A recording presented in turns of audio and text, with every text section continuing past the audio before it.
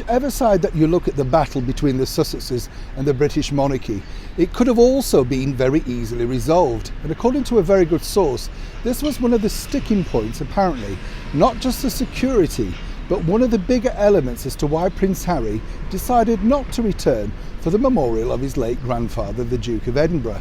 And as ever, we have to say, allegedly. Hi, good morning, Neil Sean here in the very heart of London. Nice to have your company. Nice to see you. Hope you're all keeping well on this wonderful fine day. And as ever, yes, we have a big breaking royal story coming out of London for you. We all know now the fact that Harry decided not to attend, and it was all rather sad, wasn't it, when you think? I'm sure on reflection he must think, well, I should have gone.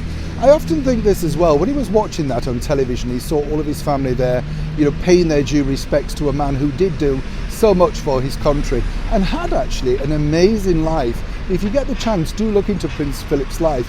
He didn't have the best of starts, whichever way you look at it, but he did manage to pull himself through and do so much good with his life.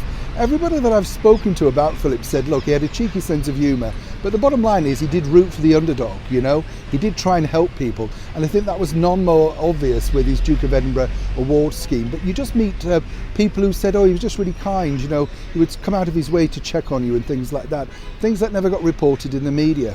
Now, it's important to notice, isn't it, that while Harry decided he claimed he couldn't come to London because of security, but now I've seen him popping up in the Netherlands, one of the biggest sticking points, and I've been told this from a very good source, was that if the problem of the christening between the royal family, Prince Charles, Camilla, Prince William, Catherine, could have been resolved so that his daughter, Lily Diana, could have been christened over here in the United Kingdom at St. George's Chapel in Windsor, where they got married, things would have had a whole different perspective. According to that good source, basically Prince Harry feels, and as ever we have to say allegedly, but according to that source, that he was sort of just being wheeled out for family events. But whenever he needed something, it simply wasn't there. Now, as we know, we've seen him say this on interviews and in a chat with Oprah Winfrey. It does seem rather petty, doesn't it, that you've missed out on the opportunity to pay your respects to your grandfather simply because you couldn't get your own way with a christening.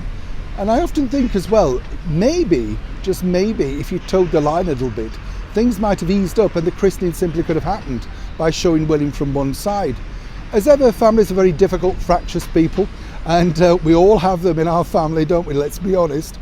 But the bottom line is this: when you're a member of a royal family, you do have to think, how does this look in public, as I often say? And I think for Prince Harry, perhaps, to not really think this thing through. I truly believe the royal family are a forgiving bunch of people, and I definitely see that Prince Charles will be more than willing to bend the rules, if you like, just to make that happen and to make his youngest son happy. But by saying, well, I'm not coming because of my security risk, I think that really now has made an incredible dent into patching up this rather fractious family. As ever, was Prince Harry right to do this? Let me know exactly what you think in the comments below. Neil Sean in the very heart of London.